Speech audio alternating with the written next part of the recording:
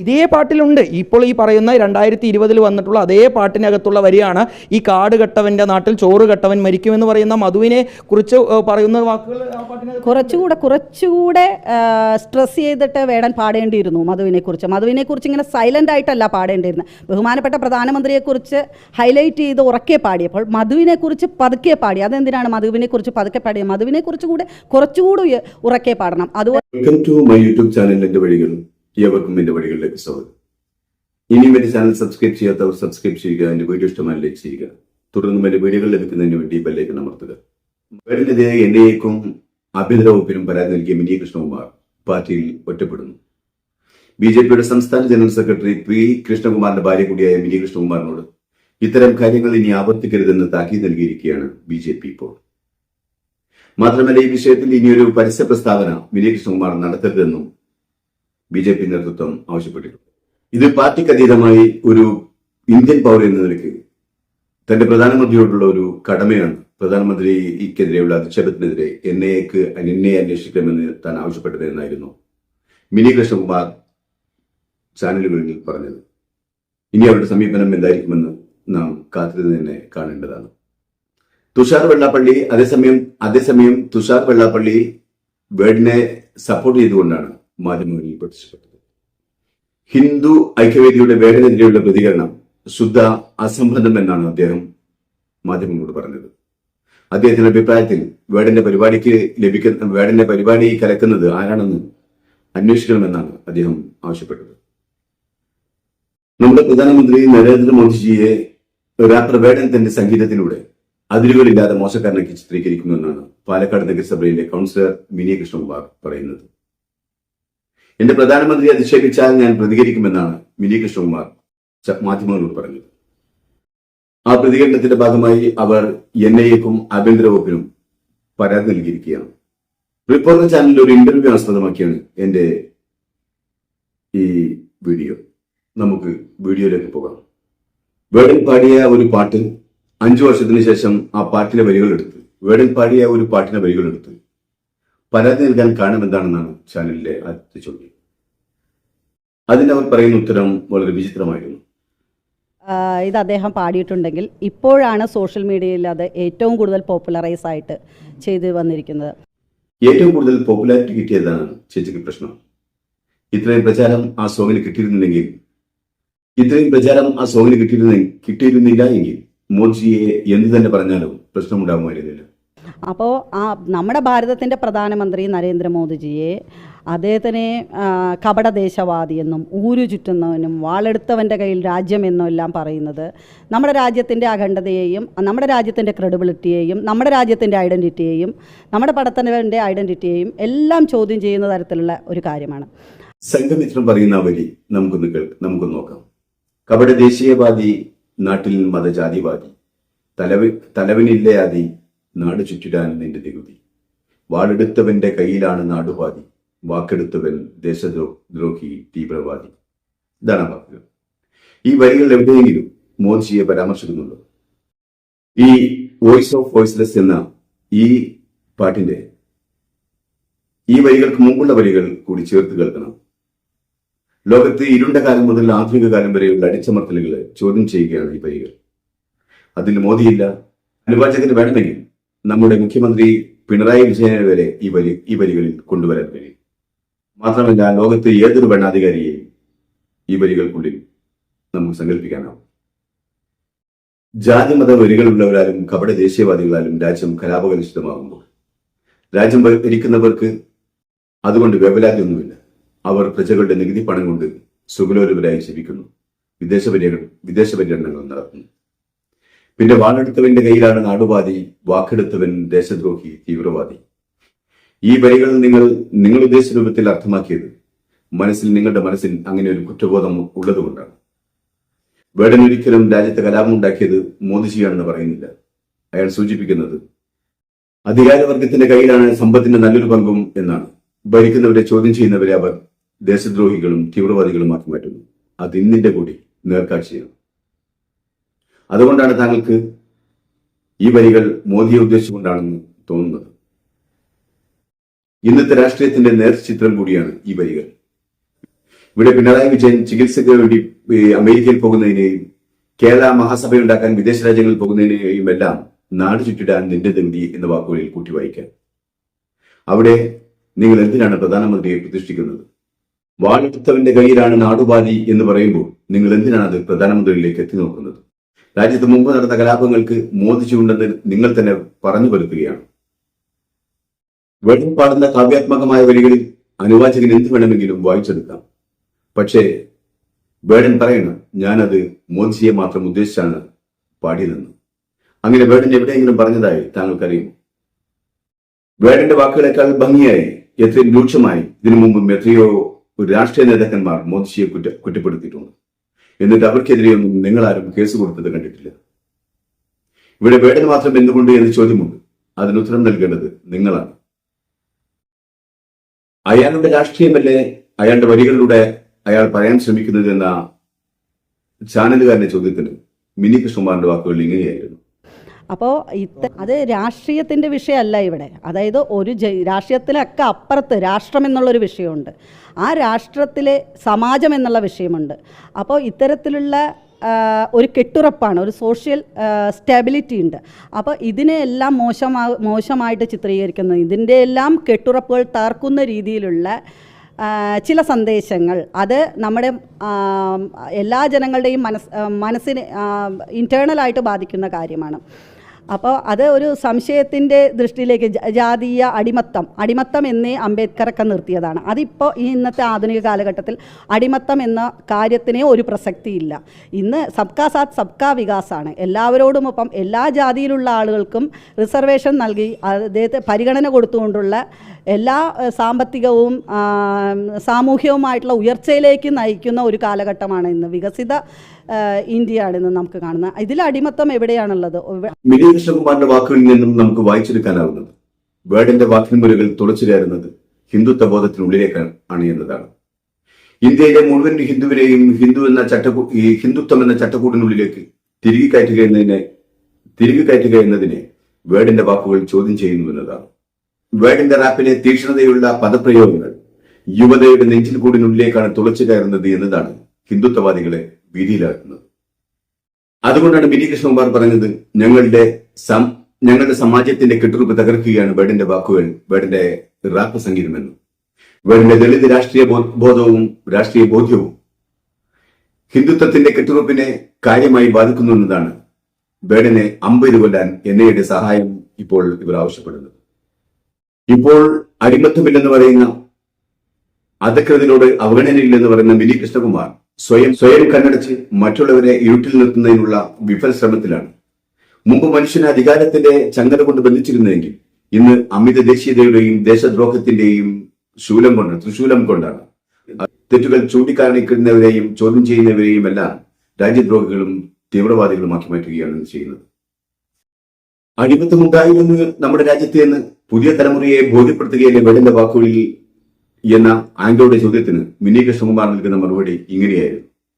ഇപ്പം അടിമത്തത്തിൻ്റെ കാര്യങ്ങൾ നമ്മൾ ചെറുപ്പത്തിലേ പഠിച്ചിട്ടുള്ളതല്ലേ. നമ്മൾ അംബേദ്കറിനെ കുറിച്ച് പഠിക്കുമ്പോൾ അടിമത്തത്തെക്കുറിച്ച് പഠിക്കില്ലേ? ഏത് കുട്ടിക്കാണ് ഇന്ന് അടിമത്തത്തെക്കുറിച്ച് അടിമത്തം ഉണ്ടായിരുന്നു, വ്യവസ്ഥിതി ഉണ്ടായിരുന്നു എന്നുള്ള നിലയിൽ അറിയാത്തത്? അതൊക്കെ ഈ പുതിയ ആധുനിക കാലഘട്ടത്തിൽ ഇതെല്ലാം സ്പ്രെഡ് ചെയ്ത് വിടുന്നത് ഒരു സോഷ്യൽ യൂണിറ്റിയെ തന്നെ ബാധിക്കുന്ന കാര്യമാണ്. അതുകൊണ്ടായിരിക്കാം പല ചരിത്രങ്ങളും പാഠപുസ്തകങ്ങളിൽ നിന്നും നിങ്ങൾ എടുത്തു കളഞ്ഞത്, പലതും തിരുത്തി കുറിക്കുന്നത്. നിങ്ങൾക്ക് ഇഷ്ടമില്ലാത്ത ചരിത്രങ്ങൾ പുനർവായന പാടില്ലെന്ന ചിന്ത ഫാസിസത്തിന്റെ മുഖമുദ്രയാണ്. ദളിത് രാഷ്ട്രീയം വരികളിലൂടെ പറയുന്ന ഒരു റാപ്പറാണ് വേടൻ. ആ ദളിത് രാഷ്ട്രീയം പറയുന്ന വേടന് ഇതെല്ലാം പറയണ്ടേ എന്നാണ് അടുത്ത ആംഗിളുടെ ചോദ്യം. അതിന്റെ മറുപടി നമുക്ക് നോക്കാം. അതെ, ദളിത് രാഷ്ട്രീയം അല്ലെങ്കിൽ ദളിതന്മാരുടെ പ്രശ്നങ്ങൾ എന്നൊക്കെ പറഞ്ഞു കഴിഞ്ഞാൽ നമുക്കറിയാം. നമ്മുടെ പാലക്കാട് തന്നെ 2 പിഞ്ചു കുട്ടികൾ, ദളിത് വിഭാഗത്തിൽപ്പെട്ട 2 പിഞ്ചു കുട്ടികൾ തൂങ്ങി മരിച്ചു. അതെന്തുകൊണ്ട് റാപ്പർ വേടൻ പറയുന്നില്ല?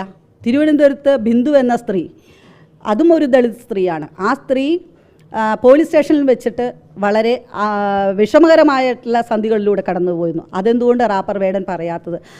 വേടൻ എന്ത് പറയണം എന്ത് പറയരുതെന്ന് തീരുമാനിക്കുന്നത് നിങ്ങളാണോ? അയാൾക്ക് അയാളുടെ വ്യക്തി സ്വാതന്ത്ര്യമുണ്ട്. അയാൾക്ക് താല്പര്യമുള്ള വിഷയങ്ങൾ അയാൾ അഭിപ്രായം പറയും, താല്പര്യമില്ലാത്ത വിഷയങ്ങളോട് അയാൾ പ്രതികരിക്കാതിരിക്കും. അതിന് അയാൾക്ക് ആരുടെയും തിട്ടൂരം ആവശ്യമില്ല. ഈ പറഞ്ഞ വിഷയങ്ങളെല്ലാം താങ്കൾ എന്ത് നിലപാട് സ്വീകരിച്ചു? അയാളുടെ ആവിഷ്കാര സ്വാതന്ത്ര്യത്തിലും വ്യക്തി സ്വാതന്ത്ര്യത്തിലും ആർക്കും കൈകടത്താൻ അവകാശമില്ല.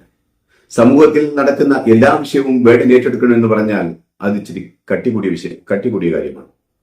പിന്നീട് വിനീത് കൃഷ്ണകുമാർ ചൂണ്ടിക്കാണിച്ചത് അട്ടപ്പാടിയിലെ മധുവിന്റെ വിഷയമാണ്. ഓഫ് വോയിസ്ലെസ് എന്നതിൽ അട്ടപ്പാടിയിലെ മധുവിനെ ചേർത്ത് വെച്ചത് അവർക്ക് കാണാനായില്ല.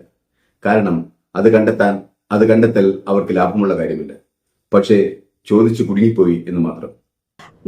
അട്ടപ്പാടിയിൽ മധു വിശന്നു വലഞ്ഞ് അത് പറഞ്ഞു തുടങ്ങുമ്പോൾ തന്നെ അങ്ങനെ ഇടപെട്ടുകൊണ്ട് പറയുന്നു, അട്ടപ്പാടിയിലെ മധുവിന്റെ കാര്യം ഈ പാട്ടിൽ തന്നെ പറയുന്നു എന്ന് പറഞ്ഞ് ആ വരികൾ അവരെ കേൾപ്പിക്കുകയും കൂടി ചെയ്യുന്നു.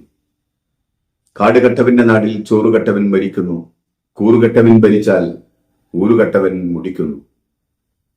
ഈ വരികൾ ചൊല്ലിക്കേൾപ്പിച്ചപ്പോൾ അവരുടെ സ്വരം മാറി. അപ്പോൾ പറഞ്ഞു, ഈ വരികളിൽ മധുവിന്റെ പേര് പറഞ്ഞില്ല, അതും ഉറക്കെ പറഞ്ഞില്ല.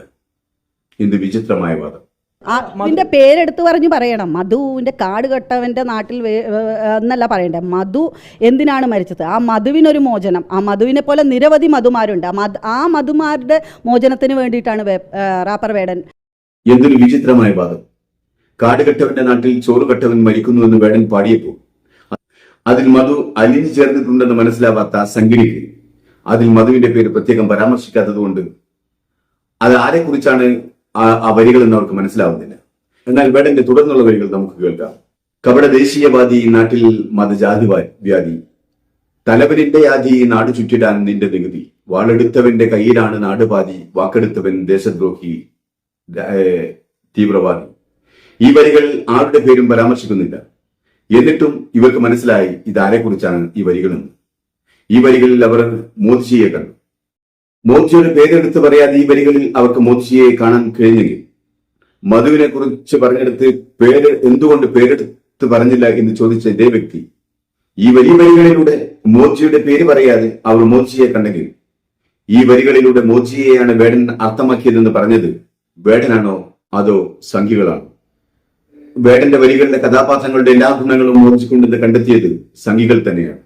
അതുകൊണ്ടാണ് മധുവിനെ കുറിച്ച് എഴുതിയ വരികളിൽ മധുവിന്റെ നാമം കുത്തിവെച്ചില്ല എന്ന് പരാതിപ്പെട്ടവർ ഒരു പേരും എഴുതി വെക്കാത്തിടത്ത് മോദിജിയുടെ പേര് എഴുതി ചേർന്നു. മധുവിന്റെ കാര്യം കൃത്യമായി തന്നെ ഇത്തരം പാട്ടുകളിലൂടെ വേടൻ പറഞ്ഞു പോകുന്നുണ്ടല്ലോ. പക്ഷെ അതൊന്നും പുറത്തു വന്നില്ലല്ലോ. പുറത്തു വരാത്തതല്ലേ സഹോദരി? അന്നേ പുറത്തു വന്ന വരികളായിരുന്നു ഇതെല്ലാം. മധുവൊന്നും അന്ന് നിങ്ങളുടെ വിഷയമായിരുന്നില്ല. അതുകൊണ്ട് നിങ്ങൾ മധുവിനെ മനസ്സിലാക്കിയുമില്ല, ആ വരികളെ വായിച്ചെടുത്തതുമില്ല. ഇതേ പാട്ടിലുണ്ട്. ഇപ്പോൾ ഈ പറയുന്ന 2020 വന്നിട്ടുള്ള അതേ പാട്ടിനകത്തുള്ള വരിയാണ് ഈ കാടുകെട്ടവന്റെ നാട്ടിൽ ചോറുകെട്ടവൻ മരിക്കുമെന്ന് പറയുന്ന മധുവിനെ കുറിച്ച് പറയുന്ന വാക്കുകൾ. കുറച്ചുകൂടെ സ്ട്രെസ് ചെയ്തിട്ട് വേടൻ പാടേണ്ടിയിരുന്നു മധുവിനെ കുറിച്ച് ഇങ്ങനെ സൈലന്റ് ആയിട്ടല്ല പാടേണ്ടിയിരുന്നത്. ബഹുമാനപ്പെട്ട പ്രധാനമന്ത്രിയെക്കുറിച്ച് ഹൈലൈറ്റ് ചെയ്ത് ഉറക്കെ പാടിയപ്പോൾ മധുവിനെ കുറിച്ച് പതുക്കെ പാടി. അതെന്തിനാണ് മധുവിനെ കുറിച്ച് പതുക്കെ പാടിയത്? മധുവിനെ കുറിച്ച് കുറച്ചുകൂടി ഉറക്കെ പാടണം. അതെന്താ അങ്ങനെ ഉണ്ടായേ? മധുവിനെ പറ്റി പാടിയപ്പോൾ ആരാ ശബ്ദം കുറച്ചത്? അതുകൊണ്ടല്ലേ മോദിജിയെ പറ്റി പാടിയത് ഉറക്കെയായത്? കഷ്ടം. കുട്ടികളുടെ ദുശാഠ്യ പോലെയാണ് ഈ ചേച്ചി പറയുന്നത്. പൊതുജന മധ്യത്തിൽ ഇങ്ങനെ വിഡിത്തം പറയാൻ, വീടിനടുത്ത് കിടന്ന് ഉരുളാൻ ഇവറ്റകൾക്ക് കഴിയും. വീടിനെ നിശബ്ദനാക്കാൻ തെറ്റുകൾ കണ്ടെത്തണം. തെറ്റെന്താണെന്ന് ലോകർക്ക് മനസ്സിലാവണമെന്നില്ല. അത് സംഘികൾക്ക് മാത്രം മനസ്സിലായേണ്ടത്. ഒരു സമാജത്തിൻ്റെ കെട്ടുറപ്പിനെ ബാധിക്കുന്ന രീതിയിലുള്ള സന്ദേശങ്ങളും വരികളുമെല്ലാം ആവിഷ്കരിച്ചുകൊണ്ട് ഒരു സമാജത്തെ തമ്മിൽ അടുപ്പിക്കുകയല്ല ചെയ്യേണ്ടത്. ഈ ചേച്ചി രാവിലെ തുടങ്ങിയതാണ് സമാജം എന്നൊക്കെ പറയാം. നിങ്ങൾ ഹിന്ദുക്കളെ എല്ലാവരെയും ഒറ്റക്കെട്ടാക്കി മാറ്റി ഇന്ത്യയെ ഹിന്ദു രാഷ്ട്രമാക്കാനുള്ള പദ്ധതിയുടെ ഭാഗമല്ലേ ഈ പറയുന്ന സമാജം? അത് നമ്മുടെ കേരളത്തിൽ നടക്കില്ല ചേച്ചി. ഇവിടെ ആളുകൾ 90% മതനിരപേക്ഷതയിൽ വിശ്വസിക്കുന്നവരാണ്. എല്ലാവരും ഒന്നിച്ചു കഴിയണമെന്ന് ആഗ്രഹിക്കുന്നവരാണ്. ഹിന്ദു സ്പിരിറ്റിനെ, ആ ഹിന്ദുത്വത്തെ വേടന്റെ വാക്കുകൾ വിള്ളലുണ്ടാക്കുന്നു എന്ന് തുറന്നു പറഞ്ഞതിൽ നന്നായി. സോറി ടു സേ, പാലക്കാട് നഗരസഭയുടെ ഗ്രൗണ്ടിൽ ഒരു മ്യൂസിക് നൈറ്റ് സംഘടിപ്പിച്ചപ്പോൾ ഒരാഴ്ചയായിട്ടുള്ളൂ. അതിനുശേഷം അവിടുത്തെ ബെഞ്ചുകൾ തകർത്തപ്പോൾ ഞങ്ങളവിടെ പോയി നോക്കി. ഞങ്ങൾ നഗരസഭയുടെ കൗൺസിലർമാർ അവിടെ പോയി നോക്കി. അവിടെ പോയപ്പോൾ തകർന്നു കിടക്കുന്ന ബെഞ്ചുകളാണ് കണ്ടത്. അതോടൊപ്പം തന്നെ നിരവധി ആളുകളെ മദ്യക്കുപ്പികളും അതുപോലെ തന്നെ അതിൻ്റെ സ്റ്റേജ് അറേഞ്ച്മെൻറ്റ്സ് വരെ നടത്തുന്ന ആളുകൾ പൂർണ്ണമായിട്ട് ലക്ക് കെട്ട നിലയിലായിരുന്നു. ഗവൺമെന്റ് നടത്തുന്ന പരിപാടി അവിടെ സംഘാടകരും കാണികളും മദ്യപിച്ചു ലക്ക് കെട്ടു. അതിൽ വേടനെന്ത് കുറ്റക്കാരൻ? ആ ചോദ്യം ശരിയല്ല. വേടൻ വന്നതുകൊണ്ടാണ് ആളുകൾ മദ്യപിക്കാൻ തുടങ്ങിയത്, ശരിയല്ലേ? അതിന് മുമ്പൊന്നും ആളുകൾ മദ്യപിച്ചിരുന്നില്ല. വേടൻ വരാത്ത സ്ഥലങ്ങളിലും ആളുകൾ മദ്യപിക്കുന്നില്ല. അത് വേടന്റെ തെറ്റല്ലല്ലോ, അത് പരിപാടിക്ക് വരുന്ന ആളുകളുടെ മനോഭാവം, അവരുടെ സ്വഭാവം അതിലും വേറെ. പക്ഷെ വേടനെ അതിന് കമ്പയർ ചെയ്ത് പറയുന്നത് ശരിയാണോ? അല്ല, മ്യൂസിക് നൈറ്റ് എന്ന് പറയുമ്പോൾ നടത്തേണ്ട സംഘാടകർ, പ്രത്യേകിച്ച് സർക്കാരാണ് നടത്തിയെങ്കിലും അതൊക്കെ ഒന്ന് ശ്രദ്ധിക്കേണ്ട കാര്യമല്ലേ? പേരെടുക്കാൻ വന്ന വയറ്റാട്ടി പെണ്ണിന് പള്ളനുണ്ടായതിന്റെ ഉത്തരവാദിത്വം കൂടി ഏറ്റെടുക്കണമെന്ന് പറയുന്നത് പോലെയാണ് മിനി കൃഷ്ണകുമാറിന്റെ ഈ വാദം. ചോദിച്ചത് ഈ സംഘപരിവാർ തുടർച്ചയായിട്ട് വേടനെതിരെ ഇത്തരത്തിലുള്ള പരാമർശങ്ങൾ നടത്തുന്നു, അതിന്റെ ഒരു തുടർച്ചയായി തന്നെ ഈ പരാതിയും കണ്ടുകൂടെ എന്നാണ് ചോദിക്കുന്നത്. സംഘപരിവാർ നടത്തുന്നതല്ലോ. ഞാനൊരു ഇന്ത്യൻ സിറ്റിസണാണ്. എൻ്റെ പ്രധാനമന്ത്രിയെ അധിക്ഷേപിച്ചാൽ ഞാൻ പ്രതികരിക്കും. ഞാൻ അതിലുള്ള കാര്യങ്ങൾ എന്താണെന്ന് അന്വേഷിക്കണമെന്ന് രഹസ്യാന്വേഷണ ഏജൻസിയോട് ആവശ്യപ്പെടേണ്ടത് എൻ്റെ കടമയാണ്. അത് ഞാൻ ചെയ്തു. തികച്ചും ന്യായമായ ചോദ്യം. തികഞ്ഞ പൗരബോധമുള്ള സ്വന്തം പ്രധാനമന്ത്രിയോട് അമിത സ്നേഹവും കൂറുമുള്ള പ്രജ അംഗീകരിച്ചേ മതിയാവും. നമുക്കൊക്കെ ഇല്ലാതെ പോയതും ഈ കൂറാണ്.